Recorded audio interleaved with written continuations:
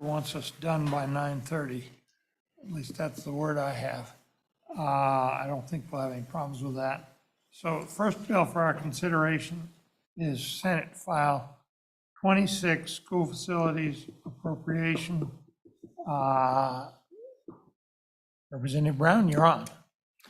Thank you, Mr. Chairman. I apologize for being a little ill-prepared this morning, but luckily it's on a pretty simple bill. This bill was brought to you by the select school facilities, and this was a topic that we discussed pretty heavily during the interim, and that was one of them, if you remember correctly, last year, we actually had an additional $6 million appropriation for school here in Laramie County that had to be done because of inflationary cost adjustments. And that $6 million, truthfully could have been avoided had we just appropriated the amount of funds to do phase 1 and phase 2 immediately with, the design and construction of the project. But because we like to really take a look at things and have our hands on things, we also like to have that ability to pull things back when we need to. And so what this particular bill does is it just allows, it is a very, I don't want to say, it doesn't give complete authority, but it does. But it also gives them gives the School Facilities Commission the ability to open up funding for a phase 1 and phase 2 approach if they so choose in order to save the time and money. If it's a prototypical school or there's really no questions about how the school is being built, they can just appropriate all the funds immediately and get the project up and running to try to save the cost measures. So, Mr. Chairman, if you take a look at the bill, everything on this is at the bottom of page 2. I mean, there is a little bit up on page 1, but that's really just cleanup language. Or I'm sorry, at the top of page 2, that's just cleanup language. The meat of the bill is on page 2. And it says nothing in this subsection shall prohibit the legislature from making one appropriation for both the design and construction phases of the project. So what this does is allows us to go ahead and put all that money out there, and then it allows the commission the availability to throw that money out there as well. Instead of waiting for a year once the design portion is created, then waiting for an entire year to come back. Once we have that, then all our project numbers are outdated. It costs us money to send it back out for bid, those types of things, and then we reappropriate the money for phase 2. If we so choose as the two bodies, this allows us to put all that money into one appropriation and get the project up and running. And Mr. Chairman, that is in essence the bill. Okay, committee, any questions? So my understanding then is that this will not be done all the time, but only when there isn't anything novel in the construction. It's a fairly prototypical thing, fairly typical, and not got any special issues. Is that correct? Mr. Chairman, yes. And what you're seeing in quite a few of the school districts is we're finding these prototypical schools that are working. They're designed to basically be built pretty much anywhere, and they're able to be picked up and dropped on another plot of land and ready to go. And when you have something like that we don't have to go back out for multiple bids on design or anything along those lines, and as long as it fits the scalability and the commission agrees with it, we can appropriate that here in this body and send both checks, both chunks of money out and allow this project to get up and running. It's not an all the time thing, but to your point exactly that if it's prototypical and it's in the best interest of the project, then yes, we can. Okay. Me? Okay, excuse me. You got to be a little vigorous sometimes to get my attention. Thank you, Mr. Chairman. I was just curious, on page 2, line 10, we're taking out the word appropriation and it's just a modification of expenditures then. What was the need for that change? Mr. Chairman, Senator Steinmetz, ultimately what that comes down to is the cleanup language of the bill. The modification, if we decided, and we still can, but any modification of the expenditures at that point, because we have then written a check, is not just an appropriation, but it would then be an expenditure out to a project. We can still go back and we can still have that it's not just an appropriation at that point. It does become an expenditure at that point. Okay, thank you. just kind of a quick follow-up on that explanation. If you do a joint appropriation for design and construction, there's a desire to still make it clear if there's a shift between those phases in the expenses. And without striking appropriation, it doesn't work anymore. Okay. Yeah.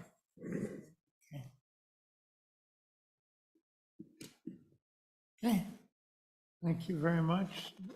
Senator Office, do you want to add anything to the presentation, because you're on that Yeah, committee, are Mr. Chairman, I am, and this is something that we've been talking about for a few years. We were under the impression originally that we could just do it without needing a statutory change. When we looked into it, it turns out that there was a required structure for how the commission presented the budget and how we were to present the budget to move it on. So the key language really is the 19 through 21 on page 2 that allows for the option to provide it either as one appropriation or not. Again, this is making it explicit that it can be bundled if desired or not if not desired. Okay. Senator Brightman. Thank you, Mr. Chairman. I apologize if this was already talked about, but did we hear why the language on lines 2 and 3 of page 2 was struck, which says "and recommended by the Select Committee on School Facilities"? I don't know if I didn't catch that or if it wasn't discussed, but I was just wondering why that is taken out. I'm sure there's a reason for it, but. Senator Office or Representative Brown? Mr. Chairman, if you read the language there minus the striking, it says budget submitted by the commission under subsection of this shall be attached to specified projects for the applicable budget period. The legislature doesn't necessarily make the recommendation. We just approve. And that's the role of the commission as opposed to the select school facilities. We do make the recommendation off of the recommendation sent from us, or sent from the commission to us, but that is just a forward to the Joint Appropriations Committee and not necessarily needed, to my understanding, considering that's what's already happening. It's not necessarily our recommendation as the select school facilities. If you continue there, it's which project shall be referred to as planning. That's also struck, and that's based on the fact of what Senator Rothfuss was just mentioning. When you take out the planning, the construction, and when you bundle it all together, this particular section of statute no longer makes sense when you have the recommendation portion brought forward, because we're going to see one chunk of a recommendation as opposed to a chunk of planning and then construction. So this is really the cleanup language that was brought to us by LSO, and why the discussion, why that was particularly struck out. I don't think we ever had a direct explanation for, but I do know it's conforming to what the committee heard as to why we were not able to do what we were doing originally, or wanted to do. To Senator Beitman's question, so the way it's structured, we wanted to make sure that when the commission presented to us, it was still broken out by category and not aggregated, and that the appropriation could be aggregated. So the way the language was structured,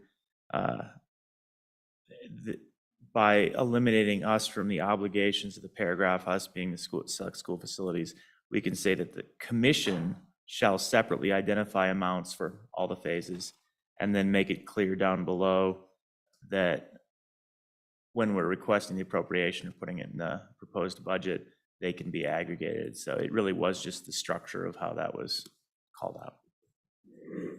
Mr. Chairman, that's, as you look there, it does say underneath subsection A, and you don't see subsection A. And that is exactly what Senator Rothfuss is talking about, is how the commission structures their submission to the Select School Facilities Committee.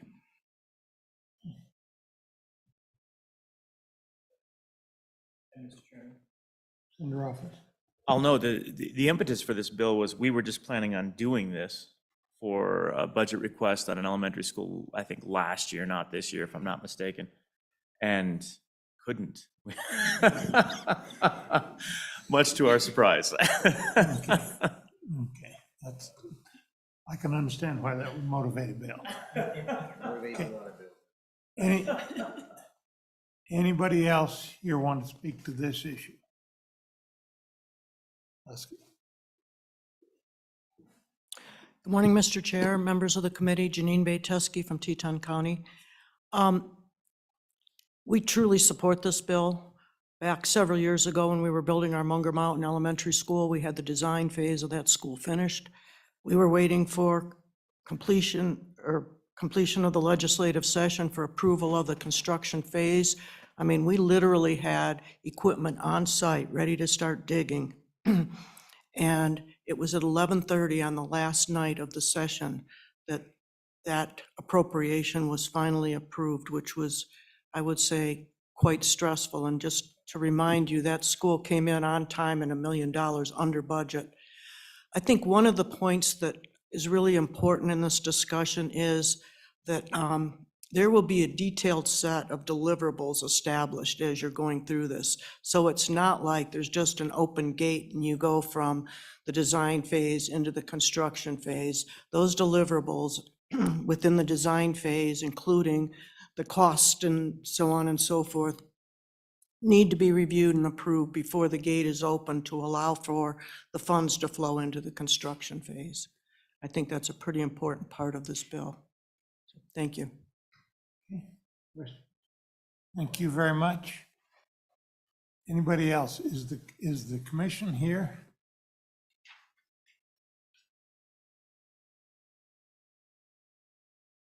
Yes, sir, give us your name and proceed. Mr. Chairman, Boyd Brown, Wyoming School Boards Association. Again, we support this, and knowing that the inflation of construction materials and labor is going up so much gives you the opportunity to save some money there. And again, just like Ms. Janine Bayteski said, there are checks and balances all along the way with the school district and the School Facilities Commission. So just think that it gives you the opportunity, if you need it, to bundle the money together and get projects out a little bit quicker. With that, I'd take any questions. Seeing none, thank you very much. Anybody else? Anybody else? Yes, sir. Mr. Chairman, Jeremy Smith, Business Manager, Sheridan County School District Number 1. We actually experienced this problem many years ago in the construction of our Bighorn campus project. It was a complex phased process that went over actually 2 different biennium. And we would support, or at least from my experience, this is a good change. It allows the people that you've engaged, the commission, the select facilities committee and others to do their work and get it done. And you have a lot of faith and trust in them, and I know we do too. So thank you. With that, I'd answer any questions, Mr. Chairman. Which district did you say you were from? Sheridan Number 1, sir. Sheridan Number 1? Yes, sir. Yep. We That's politely your call area, is it not? it Tongue River and Bighorn, sir. Yes, sir. Okay. Okay, thank you very Thank you. much. Any questions? Thank you very much, sir. Anybody else? Anybody else? Seeing none, committee, what's your pleasure? Bill's moved. Are there any proposed amendments? I will say I'm not 100% convinced on the change on lines 2 and 3 of the recommendation by the Select Committee on School Facilities. But I don't know enough to know what our consequences would be if we didn't do that.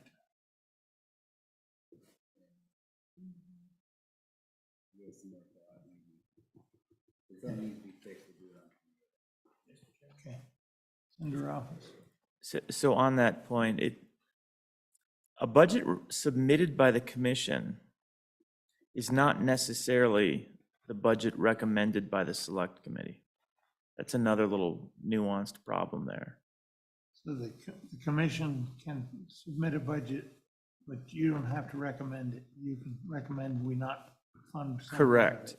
And frequently, I mean, in the past, for example, the commission has brought forward, and this is perfectly reasonable, a long list. This is our priority list of things that we recommend. And then we knew one year in particular, we couldn't afford that list, right? I think we shorted at $70 million like 3 years ago. They came in around 200, and we drew the line at 130. And even that, I think, was then scaled back by 30 more that year by appropriations, if I remember. So That wasn't necessarily the impetus for that change, but when we were working through it, we were sort of noodling around the idea of why is the language even structured that way, since we don't necessarily forward a carbon copy of it. So the procedure is they'll give you a more lengthy list, then we'll get funded this year, and you guys set some priorities. And Mr. Chairman, and I know it's contentious, it is something that we debate on the floor. Sometimes a school comes up, sometimes a component comes up, and we add it, and then we fight about it on the floor. But it happens. Mr. Chairman. Mr. Chairman, this might also help calm the fears. If you read how this is structured now, the stricken language is actually kind of re-brought back into the bill. If you go all the way down to page 3, if you take a look at page 2, it talks about and recommended by the select committee underneath Wyoming Statute 2811-301. Well, underneath 28.3, what did I just say? Underneath 2811-301, if you go down, that's the next section that we actually talk about. And inside of there, our new language is pursuant to Wyoming Statute 2115-119C, which is the statute that we just talked about.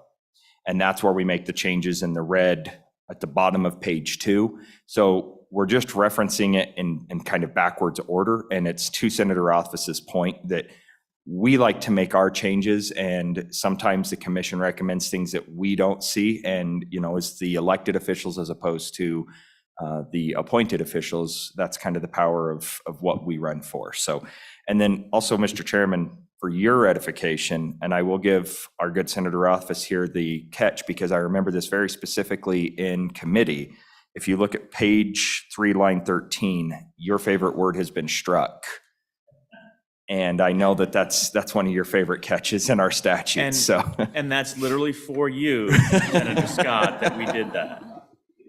And I was trained in that by Representative Matilda Hanson of your county, who enforced that part of our crafting standards very vigorously. So I was trained by the real expert. Yeah, you're right. Okay, let me ask, am I right in thinking the Water Development Commission and the Select Water Committee work somewhat the same way? Same assignment. Mr. Chairman, yes, they do. The Water Development Commission and the Select Water Committee work very closely together. We have joint meetings. We work hand in hand. But and we recommend things and they recommend things to us, but I guess that is just kind of the verbiage that I'm looking at when you're looking at page 2, the stricken language on 2 and 3 that we've been discussing. The select committee is recommending something on page 3 in the new language. It's being reported to them, and so I guess what's the nexus of that change?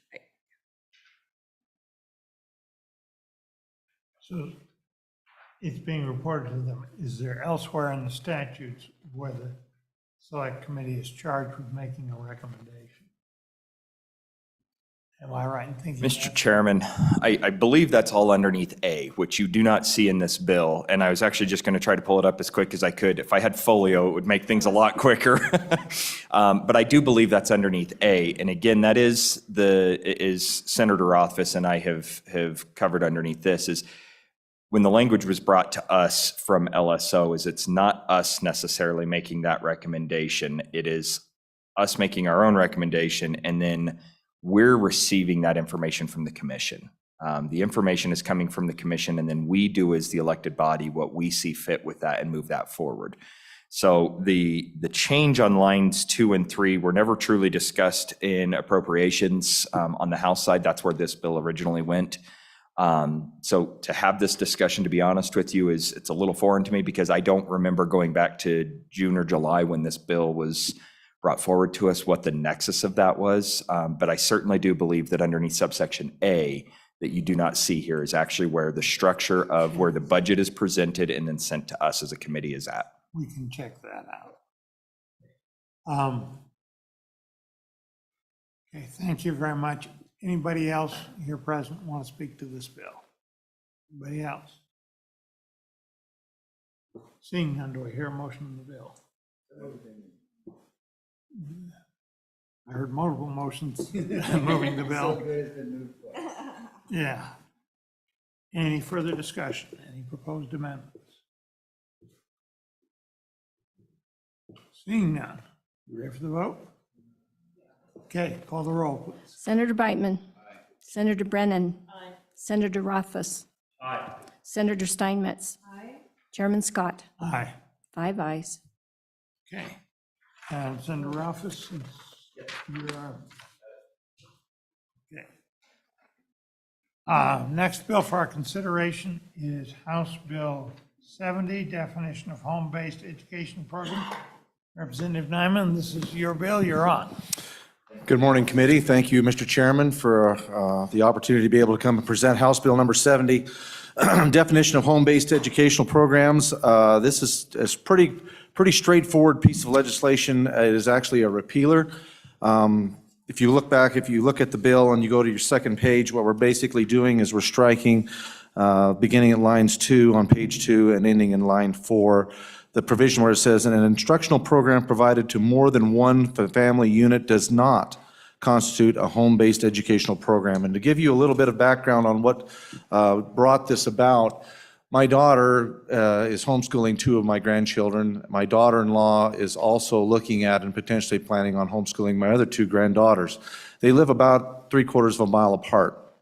My daughter-in-law asked if my daughter would be able to allow Lucy and Evelyn to be able to come up and share in the training and the teaching that they're receiving from my daughter Haley for Jaden and Haley, or for Jaden and for Shay. And we got to thinking about it and looking at it, and Haley did some looking and found out that that would not be legal statutorily under our current statute, because we can only allow the family unit to be able to be taught.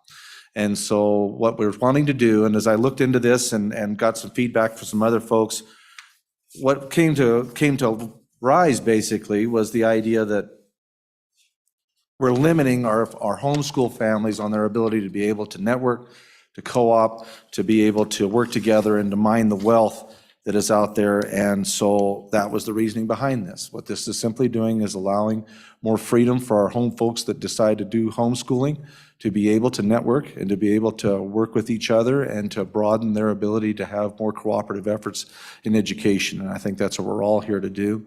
There has been some discussion in regards to, this could potentially turn into a private school or something like that. But if we look, and I brought the information here for your consideration, under Wyoming statute 21-401A, it very clearly describes what a private school atmosphere would be, giving you some background. As the private schools or instructions as defined in this statute are all trade, correspondence, distance education, technical, vocational, business, or other private schools which are located within the state or have their principal place of business out of state, but are doing business in the state. The trigger for licensure is location, solicitation of students, which they're actively looking and trying to draw in students, advertising, or essentially operating in a business model to educate students. And so that's not what we're doing here. So that was made very clear when I worked with the LSO staff and trying to get these definitions. So what this is doing is it is allowing more than one family unit to be able to work together on a home-based education, quite simply. So with that, I would be glad to stand for any questions. I will say I'm glad for that explanation, because the obvious origins of this is trying to prevent a backdoor private school. And essentially the testimony is there's plenty of proper ways for them to come through the front door, and so they don't need a back door. And this just facilitates cooperation amongst the families. Yes, sir, am I Mr. understanding? You are correct. Thank you, Mr. Chairman. Yes, sir. Okay. Under office. Thank you. I still have concern about the same point that you were making, though, Mr. Chairman, and I appreciate Majority Floor Leader Nyman and I talked about this a little bit, like a month and a half ago, I think, this bill. It's been a while now. And just the idea of, it's very clear what the intent is, but without maybe some sideboards, I don't know how you wouldn't have a circumstance where 10 families come together and effectively say, we're a homeschool, and then there's no licensure requirement of any sort under the remaining statute. So you effectively have a homeschool of 30 students potentially, but point back to this statute, since there's no limitations, and say, no, this isn't a private school. This is a homeschool. But then none of the provisions of licensure, even for daycare provision that we have in place. We were talking about that yesterday. Was a bill up in the Senate. I don't know that even any of that comes into play. Did you talk through that over in the House? Why would anyone stop at 2 families or 3 families and just go right up to 10 families and effectively have an unlicensed daycare style facility, but using this statute to avoid any of the other statutory licensure requirements? Mr. Chairman. Senator Rothfuss, it's a good question, and it was broached about that. The testimony that was given is that defeats the purpose of what really a home-based education is. It becomes so overloaded with children, and we had testimony actually in committee where a lady that had came and gave testimony said, that ain't gonna happen. She said, you're basically undoing then at that point, the whole point of being able to provide a broader reach, but it's overwhelming. And then that becomes immediately issues with size, parents, homes, being able to provide the services, and it becomes overwhelming.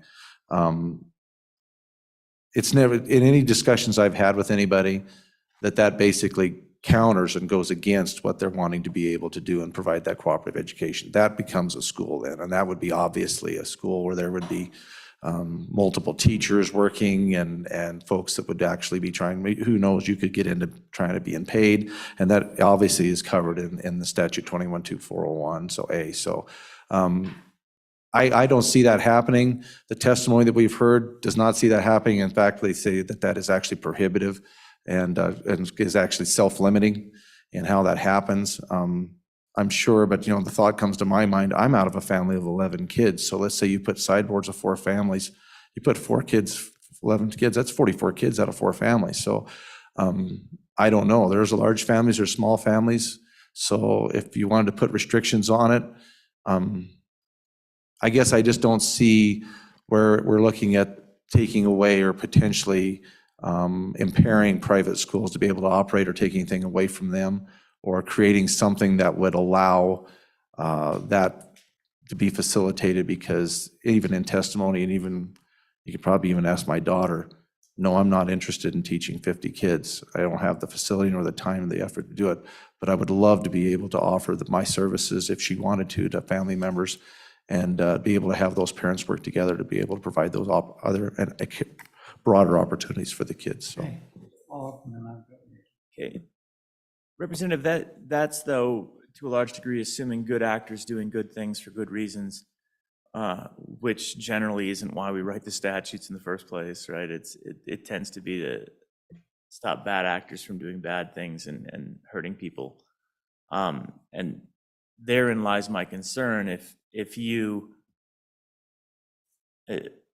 again, going to licensed daycare as an example, licensed daycare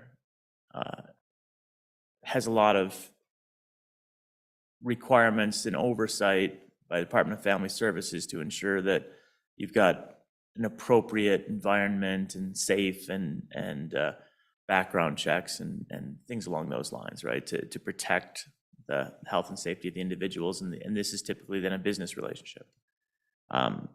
This is not intended to be anything like that, but I guess my question is, why couldn't I just do this instead of going through the licensed daycare approach? I call it a homeschool.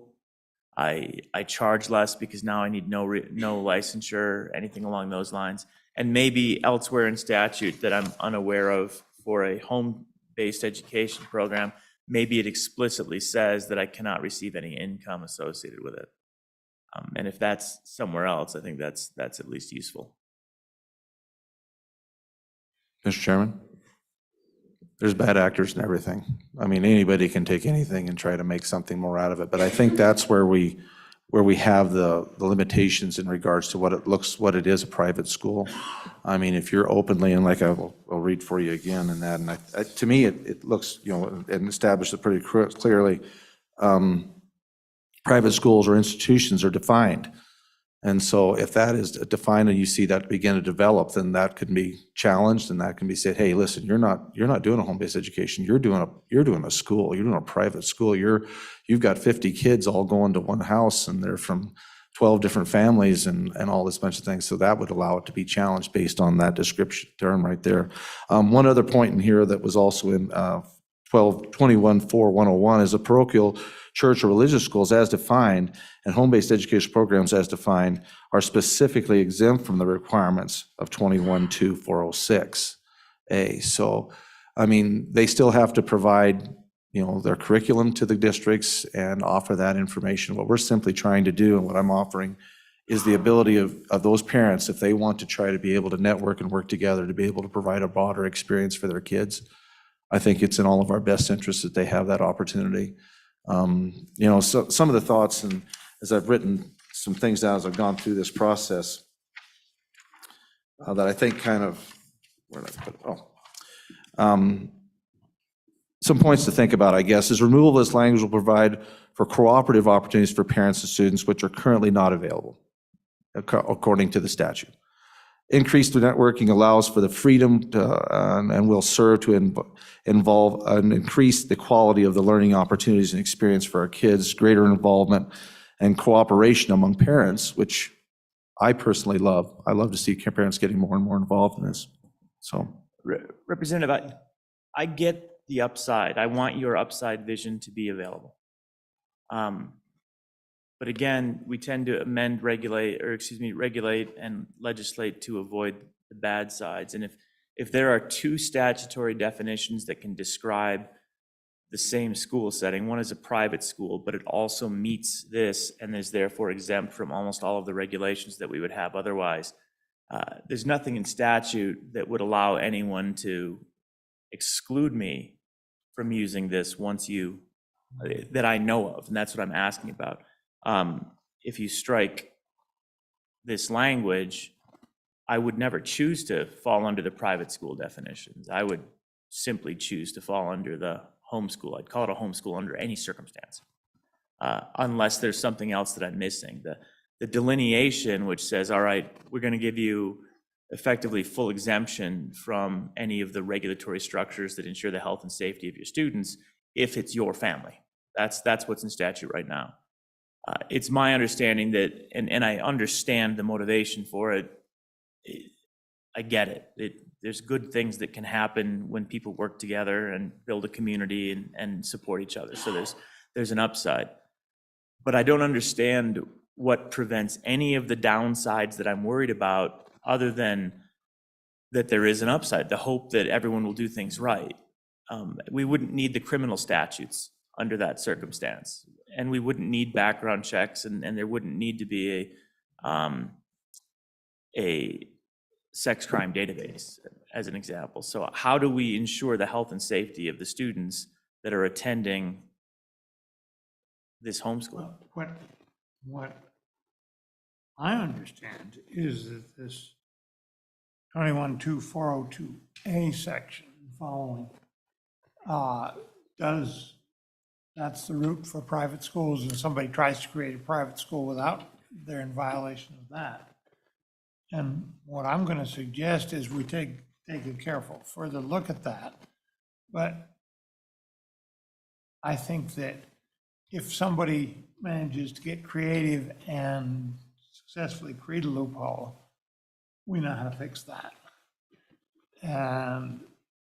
But there is the protection that is in the statute already. Let me ask a very different kind of follow-up question.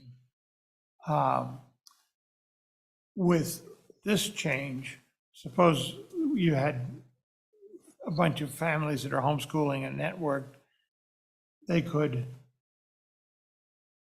clearly go out saying, once a month for older kids, have a subject matter expert come in and give a lecture to a whole bunch, get a meeting place, public library, in our community would be a place you could go.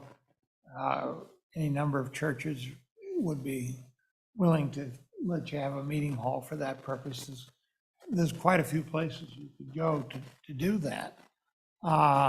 And this would permit that sort of thing, would it not? Mr. Chairman, yes, it would. Senator Steinmetz. Thank you, Mr. Chairman. So I'm just looking at the definition of the parochial church or religious school. And at the end of that, it says, okay, nothing contained in 21.4.102B, 21.2.401, or 21.4.406 grants the state of Wyoming or any of its officers, agencies, or subdivisions any right or authority to control, manage, supervise, or make any suggestions to the control, management, or supervision of any parochial church or religious school which meets the requirements of, that subsection. So I think if somebody was wanting to do what you've been suggesting, they could do it under a religious school or a parochial school. I mean, there's no supervision there either for that Who do you area. mean the you, Senator Officer? Senator Rothfuss, the comments Senator Rothfuss was making earlier, I don't think we can prevent bad actors. We're just trying to facilitate those who want to pursue this kind of educational program. Go ahead, Senator Officer. Well, I'll try and dig into that, but I think it's important to note that under the definition of private school that we're hoping will protect once it goes into the class of private school, there would be some licensure requirements. The Romanet 2 under the definition of private school says that it does not apply to a home-based educational program as defined in the statute. So if it falls into this category, which we've just broadened to anything, as long as, well, really anything, it doesn't apply to a private school. So the idea that I would eventually find myself falling into the category of private school and need private school licensure is not accurate based on the language that explicitly exempts it from anything that applies here. So this definition takes precedence over the other definition. And so that answer of, well, a private school language would take care of it, Mr. Chairman, is just inaccurate with that in place. It's very specifically, explicitly untrue. Do you want me to run through that again? Read the first sentence of the bill. It's not starting at page 1, line 13. A home-based educational program means a program of educational instruction provided to a child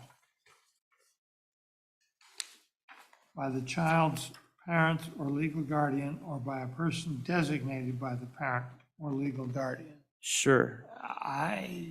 So it has to be in a home and it has to be by a person designated by the legal guardian.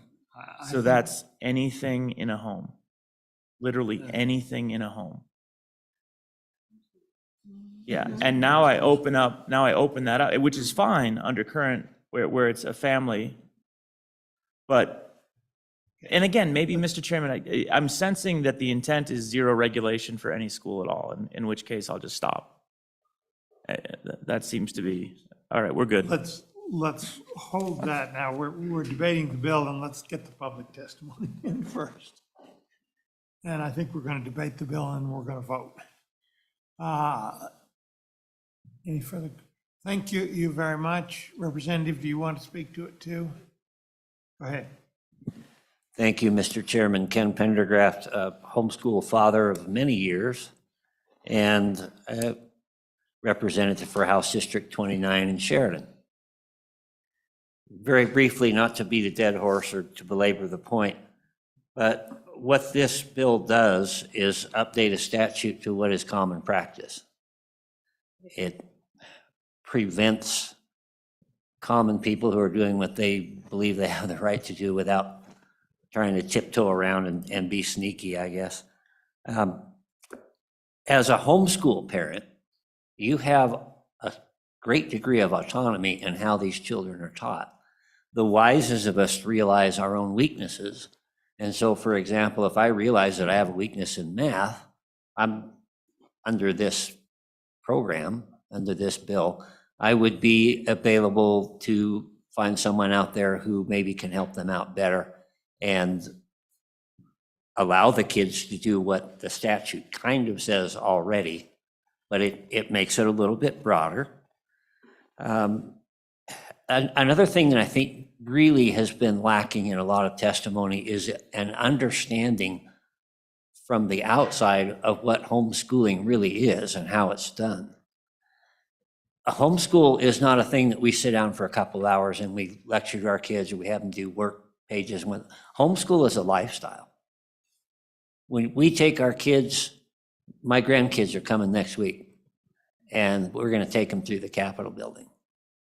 And there are so many different things we can talk about. We can look at the black and white tiles. We can see the fossils. We can talk about things there. I am a trim carpenter and a craftsman, and I can talk about all the work that went into this building. And that entire experience, when we're outside and the geese are out there, they can watch the geese for a while and try to learn a little bit about them. It doesn't come and go. It's not like, okay, we're going to cross this line, sit down, and we're going to do homeschool. It's a way of life. And that method of what we're familiar with a lecture audience thing, is what homeschool parents are trying to get away from. So it is, in many ways, it is self-limiting, self-governing. There's also the aspect, as was brought up earlier in questioning, nefarious ideas behind this. How would that even be policed? And as a legislator, I have a problem with making laws that you really can't enforce. It seems rather pointless. But let's just say that you had someone who wanted to use this for some nefarious purpose.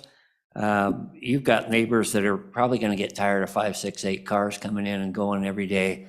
There are zoning ordinances. There are all kinds of other laws that are already in place that would help curtail the image that was described earlier. With that, I'll stand for questions. Thank you very much, sir.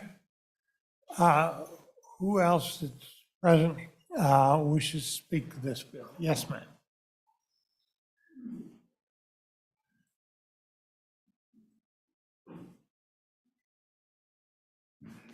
Good morning, Mr. Chairman and members of the committee. Wanda Maloney with the Wyoming Department of Education, and I'm here to speak in behalf of the superintendent, and she is in support of this bill for the options that it would provide for parents and students who are looking at other means of education. And I would stand for any questions. Any questions? Seeing none. Okay, thank you very much. Anybody else? Teachers Union. Welcome.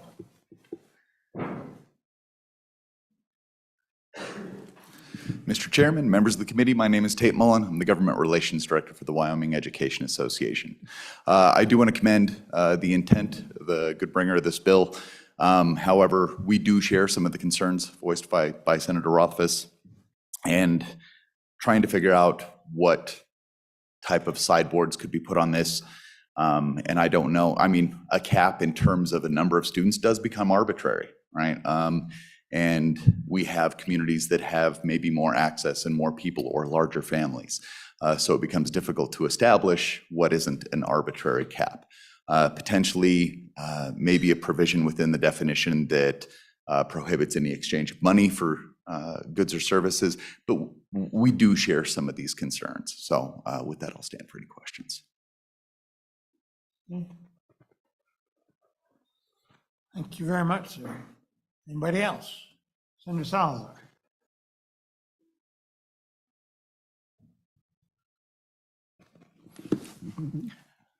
Thank you, Mr. Chairman, members of the Education Committee. I stand in support of this bill. My wife and I are homeschoolers, and I will tell you honestly that I won't get into the reasons why we homeschool. I think all of you understand why someone would homeschool. It is a dedicated lifestyle. I will also tell you that for the most part, homeschoolers want to be left alone. We want to teach our children our values. I think, and the opportunity of homeschooling gives you opportunities to advance your child's education. I think all of you met my 14-year-old as he was paging in the Senate last week. That would have been difficult. The reason I support this bill is because it just gives another tool for homeschoolers. And but for the most part, I will tell you, Mr. Chairman and members, homeschoolers do a good job with their kids. And I would oppose any type of sideboards. The problem in homeschooling with regard to bad character actors, I'm sure they exist, but I've been homeschooling with my wife for years. I haven't seen it. The red flags are not there. Homeschoolers simply want to teach their kids. And with regard to having perhaps an expert individual spend a few hours with your child one day a week because they're an expert in Singapore math or whatever curriculum you want, that perhaps the parent themselves could teach, but gives them even a greater expertise by allowing someone else to teach, I think that's a good thing. So with that, Mr. Chairman, those are my comments. I support this bill. I will tell you, for the most part, homeschoolers are very hesitant to see any legislation come before you because we are, I think, doing a very good job. And sometimes when the state gets involved, we put in jeopardy that good job. But this bill, I think, enhances homeschooling and helps parents. So thank you, Mr. Chairman.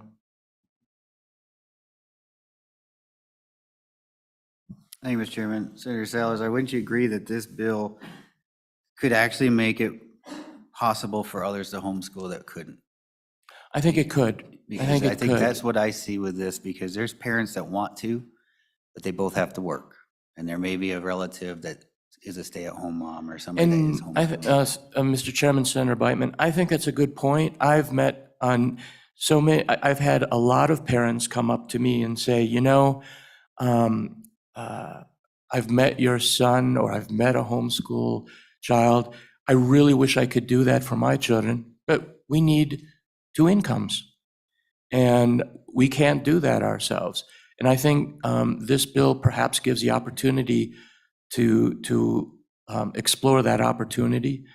And so I agree with your premise, Mr. Senator Beitman.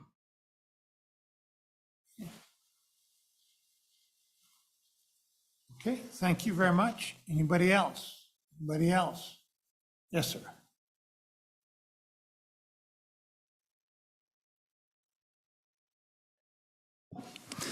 Boyd Brown, excuse me, Boyd Brown, Wyoming School Boards Association. I guess to begin with, I just want to say that cooperatives and collaborations are going on quite a ways across, all across the state currently.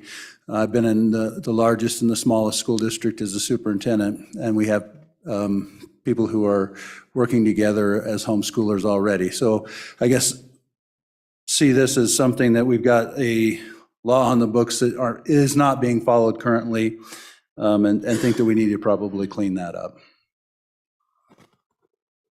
And with that, I'd answer any questions. Questions? Any questions? So what you're saying is you're seeing it being violated fairly routinely without any great harm being done. Is that a correct understanding of your testimony?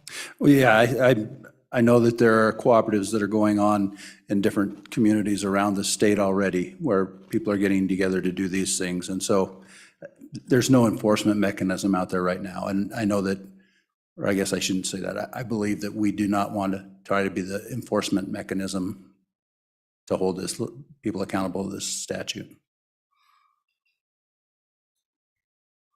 Questions? Seeing none, thank you very much.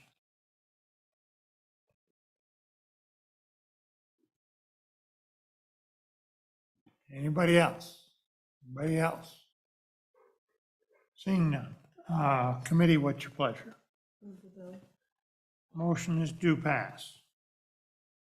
Motion is due pass. We partly debated it earlier. Do we want to do that again? I don't think we do. No. Are you ready for the question? Okay. Call the roll, please. Senator Beitman. Senator Brennan. Senator Rothfuss. Senator Steinmetz. Chairman Scott. Aye. 4 ayes, 1 no. Okay. That will, Senator Driscoll and Hicks are on the bill. Senator Salazar, will you work with them and let me know who is going to present this on the floor? Okay. Thank you very much. Committee, that was all the bills we had in possession at the time that we set the meeting. We've got a couple more come in since. So we'll look at our schedule and look at what we might get and see if we can set a meeting for Friday or if we will.